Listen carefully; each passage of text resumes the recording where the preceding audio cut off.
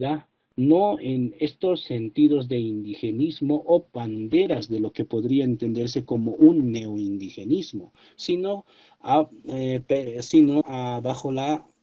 el concepto de lo que se entiende como plurinacionalidad.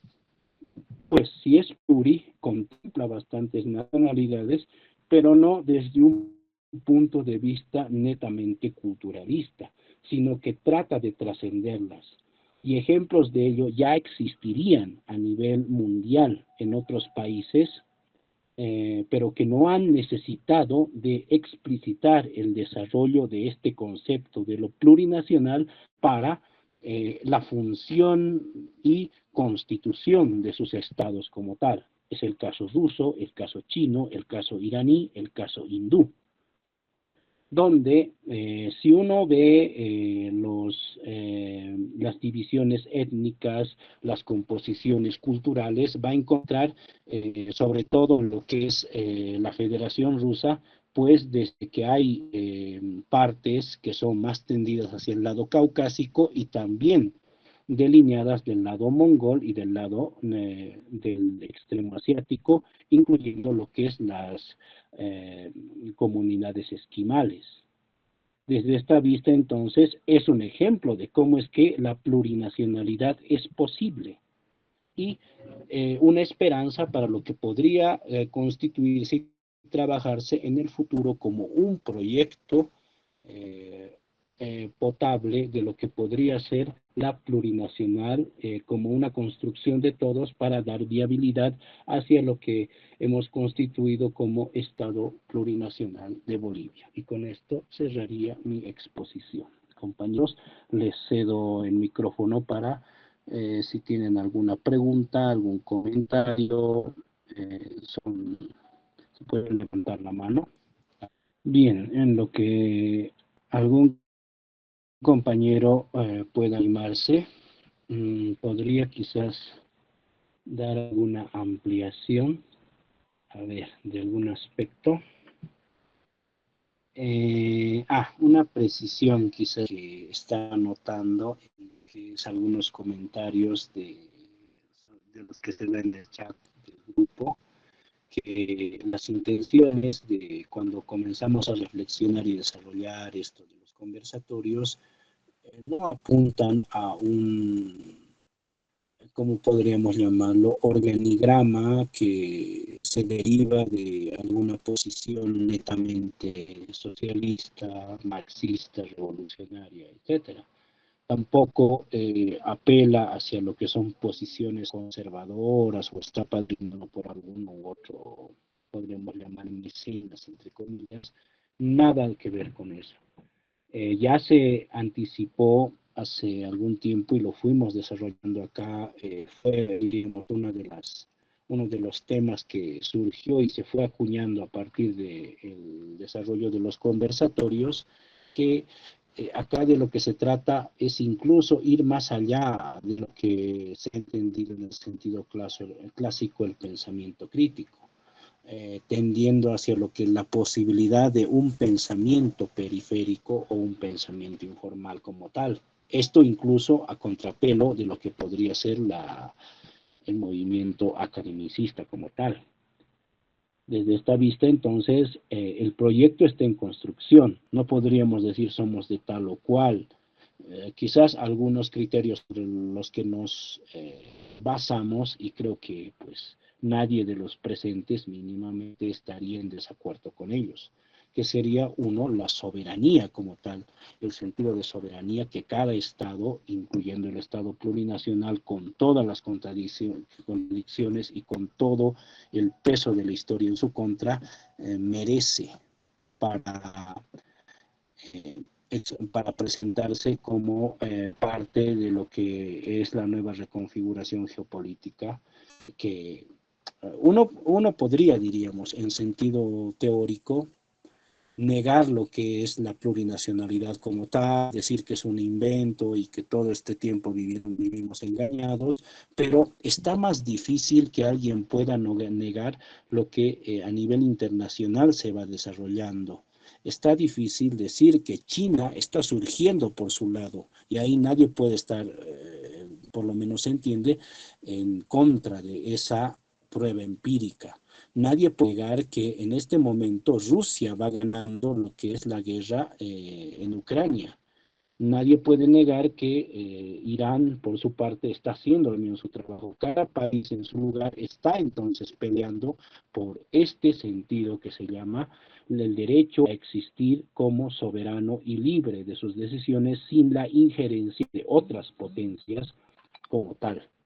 Se trataría entonces de llegar a ese nivel mínimamente, por lo menos en sentido teórico y de propuesta, para lo que es nuestra realidad boliviana, y eso incluye lo que es incluso comenzar a ensayar cómo se podría sopesar este actual panorama de crisis que se nos viene. Dentro de una semana vamos a dirimir incluso si este actual panorama de crisis puede trascender o superarse a partir de las elecciones que vamos a tomar, o por el contrario, la crisis también va a contagiar a lo que es el ámbito electoral como tal.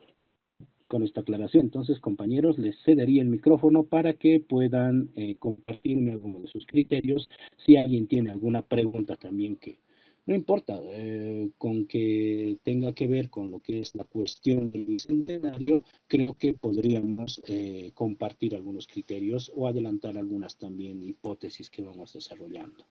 Adelante, compañeros. Adelante, Gerardo, ¿no? Sí, adelante, Gerardo. Sí, ¿qué tal, Heinz? Sí, buenas noches, compañeros. No, simplemente un comentario breve. El otro día estaba viendo un video sobre el bicentenario en el que doctor Mansilla mencionaba de que si Bolivia ha sobrevivido 200 años, a pesar de todo, es porque algo sólido habría de tener. Y así una comparativa con otros países, por ejemplo, creo que con Italia, sobre el cual en Bolivia tendría más edad, edad entre comillas, ¿no? Pero también hay que ver de que, por ejemplo, Italia u otros países europeos eh, están pues fundadas sobre imperios que datan más allá de su, podríamos decir, de su reciente configuración posguerra, por así decirlo, o sea, posguerra mundial. Bueno, Italia es el caso de que ha sido, Roma ha sido la capital del Imperio Romano de Occidente. Es decir, hay una tradición que viene ya históricamente desde, podríamos decir, entre comillas, la antigüedad. Y el caso de Bolivia parece que podría ir también por ese lado, no solo son estos 200 años, ¿no? Es decir, Bolivia eh, tiene cierta tradición antes de 1492, entonces no sé si tú ves la configuración actual de la realidad boliviana desde, bueno, hay varias miradas, ¿no? Pero una es la colonialista que aún parece que permanece, a pesar de que tenemos un viceministerio de descolonización, etcétera, etcétera. Que es, bueno, la pregunta es esa, ¿cómo tú lo ves? ¿Realmente nos vamos a remitir solamente hacia 200 años atrás o hay historia más atrás que no le estamos viendo o le estamos despreciando? Simplemente eso, Jaime. Gracias. Sí, muy oportuna tu pregunta y nos da espacio. Sí, luego vamos a dar la palabra a Noel y luego al compañero Adrián. Antes de que se me vaya de la cabeza esta idea, ¿no? Es oportuna tu pregunta porque me da espacio a expandir algunas hipótesis que vamos trabajando. Primero, el hacer comparaciones hasta cierto punto podría entenderse como algo beneficioso, no se puede negar eso, pero sin embargo también dice, ahí viene el arte de hasta qué punto se puede hacer comparaciones, en este caso, entre países. realidades como la japonesa, la italiana o incluso la alemana, que desarrollan lo que son la Segunda Guerra Mundial, pues son distintas a una realidad colonial, colonizada. Alemania nunca fue colonizada como tal, salvo que se puede entender por el Imperio Romano, pero en esos días, pues Alemania no existía como tal. Eh, Italia es una conjunción, diríamos, posterior hacia lo que es y no podría decirse heredera de lo que es el Imperio Romano como tal. Pero desde esa vista hay bastantes apreciaciones que dirían, se puede comparar hasta cierto punto, y sin embargo hay ciertas particularidades, peculiaridades que incluso nos hacen distintos de lo que es la realidad chilena, peruana, argentina, brasileña, paraguaya, entonces, o mexicana.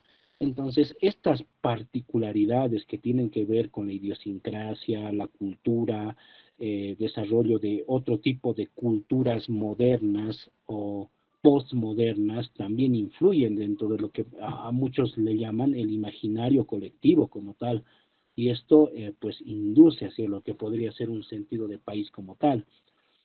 Quizás una pregunta ampliada hacia el bicentenario podría ser, ¿hay la seguridad de que podamos llegar a los 300 años o mínimamente a los 250 años?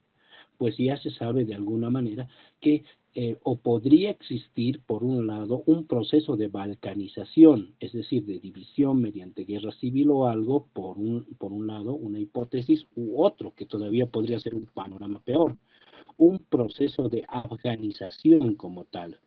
Entendido el proceso de afganización como es que una potencia extranjera domina todos estos territorios, en este caso del Estado plurinacional, y luego desencadena un caos total dentro de esa territorialidad, apoyando a señores de la guerra, apoyando a lo que son facciones extremistas de todos los sentidos, apoyando en últimas a un sálvese quien pueda y un estado de guerra total, permanente, a guerras asimétricas, guerrillas y demás, que por último vendrían a horadar lo que sería esta realidad como tal.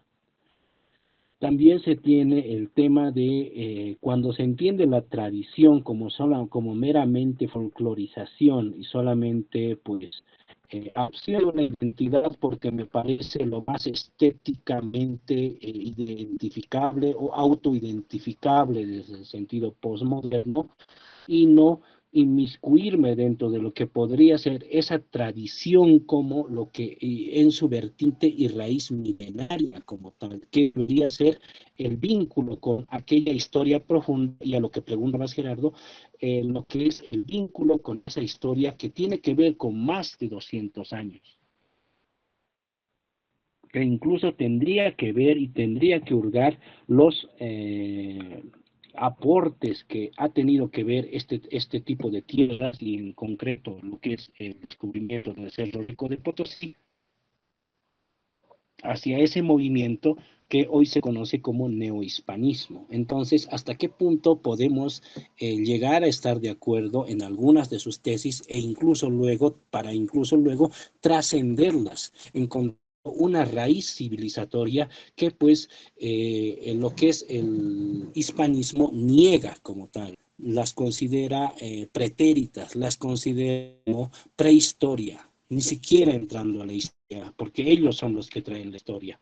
Desde nuestra vista, no solamente rescatar, sino revalorar y vincularse con este tipo de historias, y en este caso milenarias, que tienen que ver con lo que es los portentos de Tiahuanaco, Caral u otros, que pues por último te demuestran que pues aquí había un sistema de civilización como tal, vamos a llamarla lo que en nuestra denominación entendemos como antiamericano, el cual tendría que entrar en vinculación y lo que hemos llamado metabolización de todo lo que ha sido el fenómeno colonizador para desarrollar lo que es un proyecto de país en conjunto. Esto por ningún lado empuja a las tesis de una separación, una independencia de lo que podría ser un Collasuyo o una reconstitución del Tahuantinsuyo, lo que nos llevaría a una guerra directa, con lo que es la parte de Perú, Chile, Argentina, incluso Ecuador, y pues